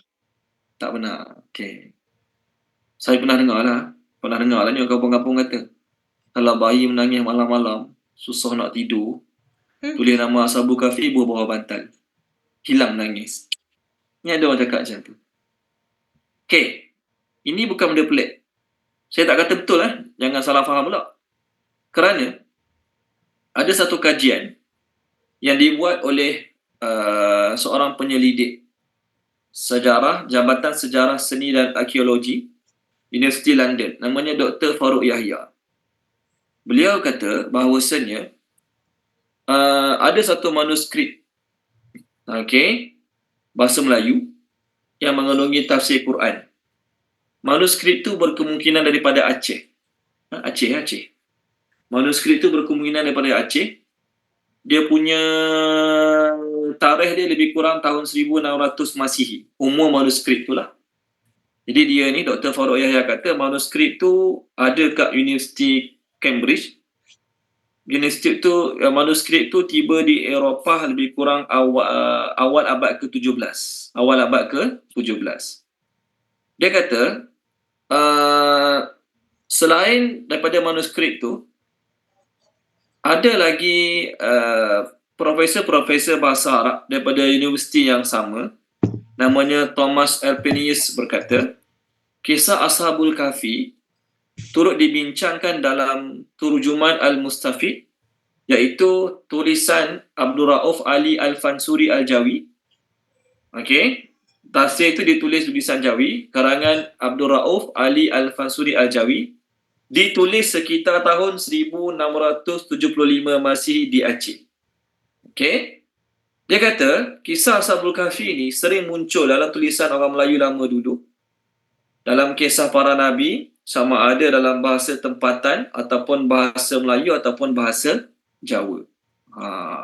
Jadi kisah Ashabul Kahfi dah sampai lama dah. Kemudian Dr. Farouk kata lagi, kadang-kadang kisah Ashabul Kahfi ni juga muncul dalam bahasa Arab ataupun bahasa Aceh. Nama tajuk kisah Ashabul Kahfi ni dia tulis apa tahu? Hikayat Tamliha ataupun Ilya 7. Nama cerita tu, tajuk cerita tu ditulis dalam bahasa Arab, Hikayat Tamliha. Tamliha tu apa? Tadilah salah seorang nama Ashabul Kahfi yang kena pergi beli barang kat pasar, kat bandar tadi. Hikayat Tamliha ataupun Ilya 7. Tajuk buku tu Ilya 7. Ilya tu tinggi lah. Ilya tu tinggi. 7 orang yang tinggi. Okey. Banyak, Dr. Farouk kata lagi, sebenarnya dalam membincangkan tentang Ashabul Kahfi dan manuskrip Melayu lama ni, dia kata banyak penggunaan nama Ashabul Kahfi ditulis dalam manuskrip dan juga objek-objek tertentu di Asia Tenggara. UKM, Pusat Penyelidikan Manuskrip Alam Melayu, Institut Alam dan Tamadun Melayu, nama dia ATMA, ATMA, UKM, diadakan secara dalam talian merekodkan bahawasanya kisah Ashabul Kahfi, iaitu tentang pemuda yang melarikan diri ke sebuah gua, memang ada dalam Quran. Okey, Allah tidurkan mereka selama 309 tahun. Allah tidurkan mereka selama 309 tahun. Kisah ni juga terkenal dalam orang-orang Kristian, dikatakan berlaku di kota Ephesus di Turki. Pendapatnya di Turki lah, pada abad ketiga di masa pemerintahan Raja Rom yang kejam.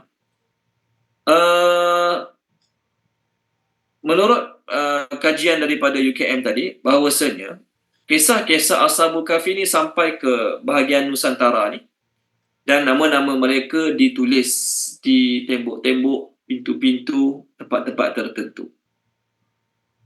Manakala menurut Dr. Farouk tadi, perbezaan dalam Quran dan juga tentang Kristian, okey, ada dalam kitab Kristian, dalam cerita-cerita tradisi orang Kristian, nama anjing tersebut adalah Qitmir. Nama tadi lah, Qitmir. Maknanya nama anjing itu bukan daripada orang Islam pun, nama daripada orang Kristian. Dr. Farouk kata lagi, nama Ashabul Kahfi ni terdapat dalam azimat-azimat tertentu pada objek, pada pakaian, pada bangunan dalam abad ke-18 dan ke-19 zaman Uthmaniyah lagi. Zaman pemerintahan Uthmaniyah lagi, memang dah banyak nama-nama Ashabul Kahfi ni ditulis di tempat-tempat tertentu, pada azimat, pada objek, pada pakaian, pada bangunan. Dalam masyarakat Islam, nama Ashabul Kahfi bersama anjing mereka Qitmir ni dulu-dulu ditulis sebagai azimat dan ditulis pada objek. Okey? Bahkan dalam surat, di pakaian ditulis nama-nama Ashabul Kahfi. Bahkan ada satu kamus Kamus Arab Melayu Bugis. Kamus tu daripada bahasa Arab diterjemahkan kepada Melayu Bugis oleh Muhammad Amin Abbas Al-Bugis, nama dia, Al-Bugis, yang diterbitkan di Singapura pada tahun 1893, menyebut bahawa Ashabul Kahfi ni sebagai azimat besar dan dibuat tangkal untuk demam, taun serta tujuan perniagaan. Dia dibuat dalam bentuk rajah. Tahu bentuk rajah? Bulat, ada bintang 6 bucu. Jadi buat bulat, nama dia Qitmir. Benda ni ada dalam seni bina Masjid Agung Surakarta. Tak tahu kat mana, Masjid Agung Surakarta ni, yang dibina pada abad ke-18. Kat masjid tu ditulis nama-nama Ashabul Kahfi dibuat dalam bentuk raja. Bahkan mihrab di masjid tersebut dibuat dalam bentuk gerbang. Dan dibuat satu tiang nak masuk ke mihrab tersebut. Seolah-olah mihrab tersebut pintu gua nak masuk ke gua Ashabul Kahfi. Okey? Satu persoalan mengenai perkara ni ialah mengapa nama Ashabul Kahfi diletakkan di mihrab masjid? Mengapa nama-nama Ashabul Kahfi diletakkan mihrab masjid? Okey? Ini jadi persoalannya lah. Okey, kerana ada seorang pengkaji mengatakan kerana mihrab tersebut dibina seolah-olah bentuk gua Ashabul Kahfi, mereka kononnya lah nak mengambil keberkatan daripada Ashabul Kahfi. Kemudian Dr. Farouk kata lagi, terdapat beberapa persamaan dalam reka bentuk Raja Ashabul Kahfi milik orang-orang di Asia Tenggara dan juga di dunia pemerintahan Osmaniyah yang menonjolkan bentuk bintang berbucuk 6. Reka bentuk sama juga Raja Ashabul Kahfi ni, okey, boleh dijumpai di Asia Tenggara pada baju berayat yang digunakan bersama tag dan raja lain untuk memberi perlindungan dan kesejahteraan kepada pemakainya. Tulis nama Ashabul Kahfi kat baju. Baju yang dipamerkan di Museum Nasional Indonesia di Jakarta dikatakan berasal daripada Pulau Rote tak tahulah, ROTE, pada abad ke-19 baju tu. Kehadiran reka bentuk yang sama pada baju tu menunjukkan motif bahawasanya amalan-amalan menulis nama Ashabul Kahfi yang berasal daripada Osmaniyah dibawa ke Asia Tenggara. Okey, dibawa ke Asia Tenggara. Kemudian ada beberapa kaligrafi, tulisan-tulisan khat lah, yang berbentuk kapal, ditulis dalam bentuk kapal. Kerana ada kepercayaan mengatakan bahawasanya kalau tulis nama Ashabul Kahfi ke atas kapal tersebut tidak akan tenggelam. Selain itu, ada juga pendapat kepercayaan mengatakan kalau tulis nama Qitmir, okey, dekat surat-surat, nak hantar surat mana-mana, tulis nama Qitmir dekat surat tu, surat tersebut insya-Allah sampai. Sampai dengan selamat. Menurut Dr. Farouk lagi, amalan menulis nama Qitmir boleh dijumpai di Asia Tenggara. Okey. Menurut seorang profesor lagi namanya Datuk Dr. Annabel Teh-Geleb, nama dia. Datuk Dr. Annabel Teh-Geleb. Dia kata tulis nama anjing Ashabul Kahfi ni dia sama macam amalan menulis nama seorang sufi yang terkenal yang bernama Ma'ruf Al-Karhi. Tulis nama untuk keberkatan dan sebagainya. Kemudian dia kata ada manuskrip daripada Aceh yang terjemahannya dalam bahasa Melayu terdapat di perpustakaan di Leiden, kat mana tak tahulah. Yang mana dalam manuskrip tu bukan sahaja tulis nama Ashabul Kahfi, bahkan dalam manuskrip tu tulis kelebihan menulis nama-nama Ashabul Kahfi. Tulis kat pintu rumah, tulis kat kapal, okey, tulis kat pintu rumah, tulis kat kapal. Bahkan menurut Dr. Farouk lagi, ada manuskrip yang menulis yang menyebabkan amalan-amalan menulis nama Ashabul Kahfi ni terdapat di Malaysia, di pantai timur. Beliau kata ada satu pintu kayu yang jumpai di Kelantan bertarikh 1333 Hijrah ataupun 1914. Dijumpai di pintu belakang sebuah rumah dan atas pintu tu ada ditulis nama-nama Ashabul Kahfi disusun dalam bentuk dua barisan. Barisan pertama 4 orang, barisan ketiga 3 orang. Barisan kedua 3 orang. Bahkan nama Ashabul Kahfi juga turut dijumpai di Masjid Bukit Bayas Terengganu, yang mana masjid tu mungkin dibina sekitar abad ke-20 dalam bentuk mirror writing, yang mana tulisan tu digandakan dan diterbalikkan secara simetri. Maknanya amalan menulis nama Ashabul Kahfi ni dah ada sejak lama, sejak dulu lagi. Cumanya betul ke mereka nama tu nama Ashabul Kahfi? Tu kita tak bincang kat sini. Betul ke nama Ashabul Kahfi, nama yang saya share tadi tu, betul ke tu nama mereka? Yang kedua, Kalaulah betul nama tu nama mereka, kita kata memang sahih lah. Katakanlah, seandainya memang sahih nama tu nama Ashabul Kahfi. Adakah nama-nama tu memberi azimat, memberi kelebihan tertentu? Pada tulis nama Ashabul Kahfi, baik tulis nama para Nabi yang ada dalam Quran. Lagi confirm sahih 100%. Jadi, Alhamdulillah lah. Bila saya tanya tuan-tuan tak tahu, tak pernah dengar, syukur pada Allah. Kerana apa? Amalan ni boleh dikatakan lama dah tak ada. Adalah seorang dua mungkin amalkan lagi. Tuan-tuan dan puan-puan, kita tak naklah kata orang yang amalkan tu syirik ke bid'ah ke, tak nak kata. Tapi apa faedah? Tulis nama orang yang kita tak pasti kebenaran nama dia, dan kalau betul lah nama tu betul nama dia, ada faedah ke? Ada faedah. Sebab tu ada sebahagian tafsir yang tulis lah, dia petik nama Ibnu Abbas.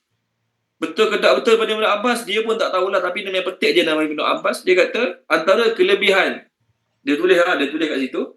Dalam tafsir dia kata, ajarkanlah anak-anak kamu nama Ashabul Kahfi. Pelik kan? Suruh ajar anak nama Ashabul Kahfi. Kalau penting ajar anak-anak nama Ashabul Kahfi, Nabi dah sebut. Kat sahabat-sahabat pun sebut juga. Pada tabi'in. Last kali sampai pada kita. Tak penting pun tahu nama Ashabul Kahfi, tiba-tiba disuruh ajar anak-anak nama Ashabul Kahfi. Lalu ditulis. Dikatalah, kalaulah nama Ashabul Kahfi ditulis di pintu rumah, lau kutibat ala babi darin lam tuhraq wa ala matha'in lam yusraq wa ala markabin lam tughraq. Kalau ditulis kat pintu rumah, rumah tak terbakar. Kalau ditulis di barang-barang tak hilang. Kalau ditulis di atas kapal, kapal tak tenggelam. You. Okay? Baik buat Quran je. Tampal Quran kat dinding rumah. Gantung Quran kat dinding rumah. Gantung Quran dalam kapal. Gantung Quran dekat mana lagi? Kat mana-mana. Quran lagi power. Ayat Quran lagi power. Tak ada pun suruh gantung-gantung macam tu. Pendapat yang mengaitkan dengan Ibnu Abbas mengatakan, okay, kita tak kata betul, tak kata salah. Sebab tak pasti betul ke tak daripada Ibnu Abbas. Antara khususiat, keistimewaan nama Ashabul Kahfi ialah, pertama untuk cari barang hilang ataupun untuk cari rezeki. Nama Ashabul Kahfi ini memberi peranan yang sangat bagus. Yang kedua, untuk melarikan diri pada musuh. Ketiga, memadamkan kebakaran. Tulis nama Ashabul Kahfi kat kain perca. Kain perca tau, kain-kain yang lebih-lebihan. Tulis, campak kat tengah-tengah api. Padam api. Seterusnya, ni yang orang dulu-dulu amalkan ni. Untuk budak yang kuat menangis. Budak kuat menangis bagi nama Ashabul Kahfi. Ya ke? Pengalaman saya lah, bila anak menangis bagi telefon. Hilang masalah. Bagi telefon. Buka YouTube Kid kat budak-budak tu. Hilang masalah. Tak payah bagi nama Ashabul Kahfi. Bagi telefon. Berhenti budak menangis. Okey? Kemudian untuk orang demam pun boleh. Sakit kepala pun boleh juga. Macam mana cara sakit kepala? Tulis nama Ashabul Kahfi, buka lengan belah kanan. Sakit kepala. Dan untuk gangguan Umusibyan ni, jin yang suka kacau kanak-kanak. Tulis nama Ashabul Kahfi, jin tu tak akan ganggu kanak-kanak lagi. Untuk kenderaan sama ada di darat ataupun di laut. Untuk jaga harta. Untuk cerdik akal. Untuk selamat daripada orang jahat. Pendapat-pendapat ni, kita kata apa? Walaupun ada dalam tafsir, tetapi betul tak daripada Ibnu Abbas. Punya banyak doa Nabi ajar. Punya banyak amalan-amalan Nabi ajar. Untuk protect diri. Tiba-tiba duk tulis nama orang yang kita... Ashabul Kahfi tak salah. Ashabul Kahfi, mereka mulia, mereka hebat. Sebab apa? Sebab tu Allah cerita tentang mereka dalam Quran. Tapi, adakah dengan sebab mengetahui nama mereka yang tak tahu pun daripada mana sumber dia, ada kelebihan-kelebihan tertentu, ada azimat-azimat tertentu, tu yang pelik. Nama mereka ni pun bukan daripada Nabi. Ibnu Abbas, okey, katakanlah betul Ibnu Abbas sebut nama mereka. Ibnu Abbas dengar daripada siapa? Guru Yahudi, guru Nasrani. Jadi berpaloi tak kita menulis nama-nama yang asalnya daripada sumber Yahudi dan Nasrani, dan kita anggap nama-nama itu memberi kesan, memberi manfaat. Untuk melindungi diri, Nabi ajar doa Abu Darda radhiyallahu anhu. Tuan-tuan tahu je kat Google, doa Abu Darda. Untuk melindungi diri, melindungi harta. Untuk menjaga diri daripada perkara-perkara tak diingini, Nabi ajar baca doa Bismillahilladzi la yadurru ma'asmihi syai'un fil ardi wala fis sama'. 3 kali pagi setiap hari. Okey, Nabi ajar dalam Quran ayat-ayat munjiat. Jadi daripada tulis azimat-azimat, benda tulis azimat tak ada masalah. Dalam Islam menulis azimat tak jadi masalah. Yang berdosa syiriknya kita yakin azimat tu sekata-kata beri kesan. Tulis azimat tak jadi masalah. Contoh, ada sahabat dia tulis ayat Quran, dia tulis doa, dia jadikan doa Nabi itu sebagai azimat. Kalau baca dia boleh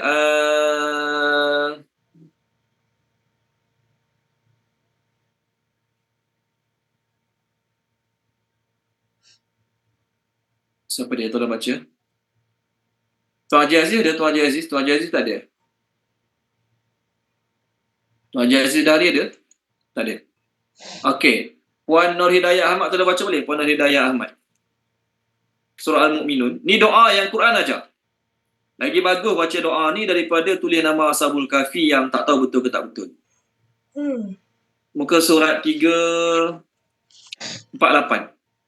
348 ayat yang ke 97-98.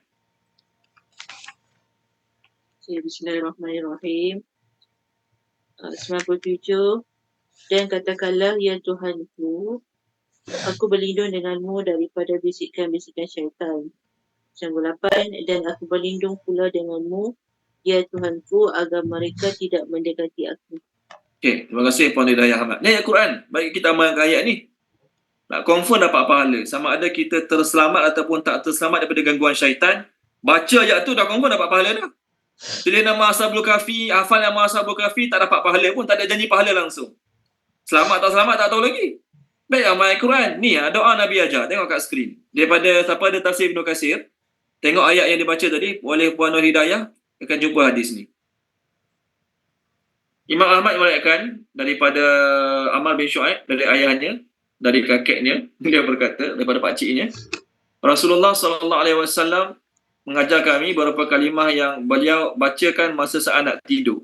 Berlindung daripada ketakutan. Bismillah, a'udzubika kalimatillahi tammati min ghadabihi wa iqabihi wa min syarri ibadihi wa min hamadati syayatin wa ayyahdurun.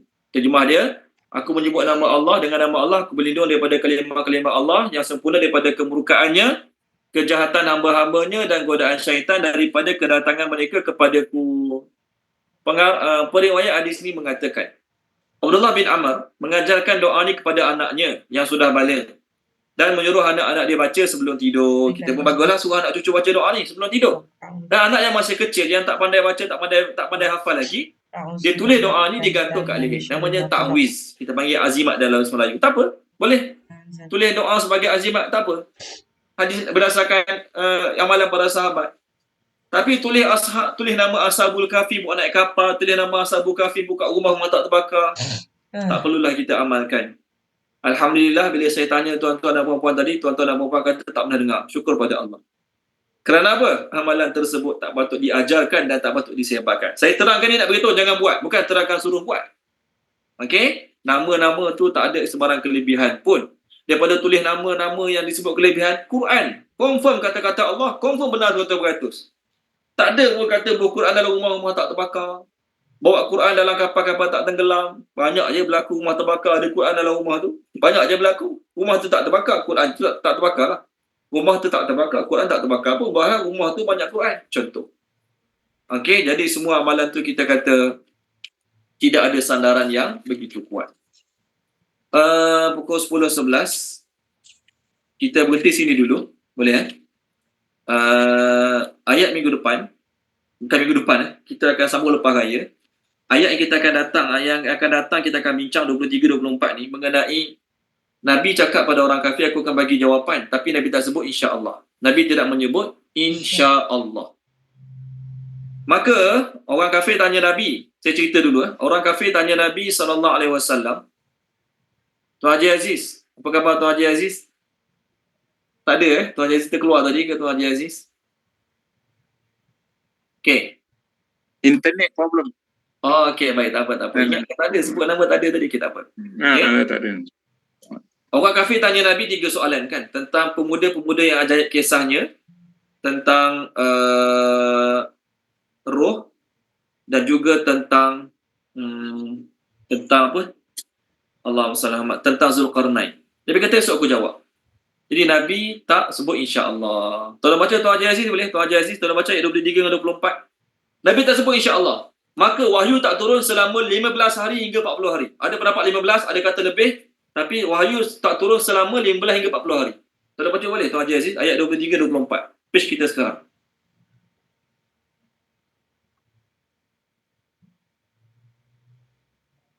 Boleh Tuan Haji Aziz, tolong ambilkan, tolong baca. Bismillahirrahmanirrahim. Dan jangan sekali-kali engkau mengatakan terhadap sesuatu, aku pasti melakukan itu besok pagi, kecuali dengan mengatakan insya-Allah. Dan ingatlah kepada Tuhanmu apabila engkau lupa dan katakan, mudah-mudahan Tuhanku akan memberiku petunjuk kepadaku agar aku yang lebih dekat kebenarannya daripada ini. Okey, terima kasih Tuan Haji Aziz. Nabi cakap esok nak beritahu pada orang musyrikin Mekah, tapi Nabi tak sebut insya-Allah. Maka oleh kerana Nabi tak sebut insya-Allah, Allah nak ajar adab pada Nabi, tak sebut insya-Allah, wahyu tak turun lama. Lepas 15 hari ataupun lebih baru Allah turunkan wahyu. Jadi kalau saya sebut esok saya nak balik kampung, minggu depan saya nak balik kampung, lepas raya saya nak buat umrah contohlah, saya tak sebut insya-Allah. Berdosa ke? Tak berdosa pun. Sebab sebagai orang Muslim, sebagai orang mukmin, kita semua tahu, semua berlaku jika Allah kehendaki. Apa terima insya-Allah jika Allah kehendaki. Tak salah pun kalau saya, kalau tuan-tuan pun, jangan pula bila jumpa ayat ni, esok ada kawan kita kata, esok jumpa kawan Kak Afiq, kawan kita kata, minggu depan saya nak balik kampung lah. Kita pun marah dia kata, sebutlah insya-Allah, Allah suruh sebut insya-Allah. Suruhan ni sunat, tak wajib. Tapi untuk para Nabi, dia seorang Nabi, dia seorang dekat dengan Allah. Bila seorang Nabi tak sebut insya-Allah, maka Allah bagi sedikit hukuman. Awak Nabi, awak lebih-lebih lagi kena sebut insya-Allah berbanding orang lain. Awak dekat dengan Allah, awaklah kena sebut insya-Allah, nak meyakinkan manusia bahawasanya semua berlaku dengan izin Allah. Ayat ni turun sebagai kewajipan bagi Nabi untuk sebut insya-Allah. Sebagai orang Islam yang lain, selain Nabi, kalau tak sebut insya-Allah tak jadi masalah. Sebab walaupun saya sebut, esok saya nak balik kampung. Contoh, saya tak sebut insya-Allah. Adakah saya tak yakin yang Allah kehendaki perkara tersebut? Semua kita yakin, semua berlaku dengan izin Allah, dengan kehendak Allah. So, nak kita sebut insya-Allah. Kalau tak sebut insya-Allah, tak jadi masalah. Tapi ada setengah-setengah akad, tak boleh sebut insya-Allah. Contoh nikah kahwin. Tok Kadi kata, aku nikahkan nikah dengan Fulan binti Fulan dengan dia pun jawab, insya-Allah saya terima nikahnya, tu tak boleh. Insya-Allah saya terima nikahnya tu tak boleh. Insya-Allah tu tak boleh. Dalam akad tak boleh insya-Allah macam tu. Ini dalam percakapan biasa. Saya nak ke sana, nak ke sini, sebut insya-Allah. Satu hari, tengok hadis Ni hadis ni bagus untuk kita ambil pengajaran. Nabi Sulaiman, tengok ada kat skrin, saya baca je lah hadis dia. Hadis ini diriwayatkan oleh Imam Bukhari daripada Abu Hurairah radhiyallahu anhu, Nabi SAW bersabda, Nabi Sulaiman berkata, la atufanna lailata ala sab'ina imra'atan wa fi riwayatin tis'ina imra'atan wa fi riwayatin mi'ati imra'atin. Aku akan jima', menggilir itu maksudnya aku akan jima' lah 70 isteri aku. Ada riwayat sebut 90, ada riwayat sebut 100. Dalam satu malam dia nak jima' semua isteri-isteri dia, Nabi Sulaiman. Dan dia kata setiap seorang akan melahirkan seorang anak lelaki yang akan perang jalan Allah. Nampak? Niat para Nabi berkahwin bukan sekadar nak anak. Kita bersama berkahwin bukan sekadar nak anak, tapi kita niat nak anak yang berkhidmat untuk agama Allah. Nak anak yang membantu umat bawa dekat dengan diri pada Allah. Itu niat kita lah. Bila kita nak kahwin untuk dapat anak, bukan sekadar nak ada anak, tapi nak anak tu jadi orang yang bawa manusia dekat pada Allah. Macam Nabi Sulaiman. Niat dia bagus, tujuan dia bagus. Dia nak jima' isteri dia di malam hari ke semua mereka dan niat nak anak-anak tu semua jadi mujahid, perang jalan Allah. Lalu dikatakan kepadanya dalam satu riwayat yang lain lah, malaikat kata pada dia, sebutlah insya-Allah. Tapi Nabi Sulaiman lupa nak ucap insya-Allah. Okey. Lalu dia pun berkeliling mendatangi isterinya, maksudnya dia jima' lah semua isteri-isteri dia. Tidak seorang pun isteri dia melahirkan anak kecuali seorang yang melahirkan anak, itu pun setengah manusia. Maksud setengah manusia, tak sempurna. Tak cukup kaki, tak cukup tangan. Tak cukup kaki, tak cukup tangan.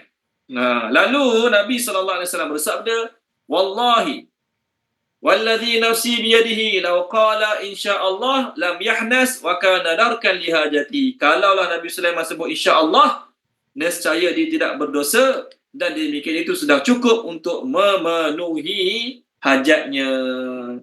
Dia orang dekat dengan Allah, dia kena kaitkan sesuatu dengan Allah Subhanahu Wa Taala dalam setiap kata-kata dia. Kita tak sebut insya-Allah tak berdosa sebab kita yakin semua daripada Allah. Tapi para Nabi, orang dekat dengan Allah, orang yang ditugaskan untuk buat manusia pada Allah, mereka lebih utama lebih patut untuk buat manusia pada Allah Subhanahu wa taala. Okey, kita berhenti sini dulu. Nanti lepas raya kita akan sambung kelas malam ni. Kalau saya tanya kat mana, start ayat berapa, sebut insya-Allah. Boleh ya? Ayat berapa kita sambung lepas raya, sebut insya-Allah. Kenapa? Kita akan bincang tentang ayat insya-Allah. Boleh? Jadi apa yang baik? Ya. Terima kasih Tuan Haji Izali. Apa yang baik daripada Allah Subhanahu Wa Taala, apa yang tak baik daripada kekurangan kelemahan saya. Kelas malam kita semua akan cutilah.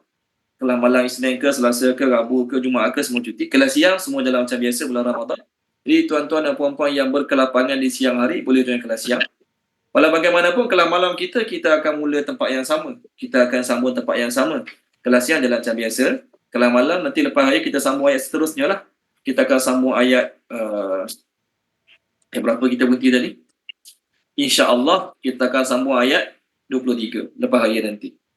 So, saya minta maaf salah silap dalam kelas kita sepanjang tahun ni. Kalau ada perkasa bahasa, terguna perkataan yang tak sepatutnya, saya mohon maaf pada tuan-tuan dan puan-puan. Minta ampun pada Allah Subhanahu Wa Taala. Selamat menyambut bulan Ramadan semuanya. Mudah-mudahan Allah bagi taufik dan hidayah pada kita untuk tambahkan amal lagi.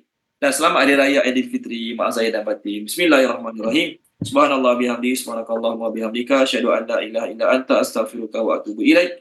Allahumma zayyinna bi zinatil Qur'an wa akrimna bi karamatil Qur'an wa syarifna bi syarafatil Qur'an wa adkhilna al-jannata bi syafa'atil Qur'an ya dzal fadli wal ihsan. Allahumma anfa'na bima 'allamtana wa 'allimna ma yanfa'una wa zidna ilma walhamdulillahi rabbil alamin. Terima kasih semua. Assalamualaikum warahmatullahi wabarakatuh. Waalaikumsalam. Terima kasih.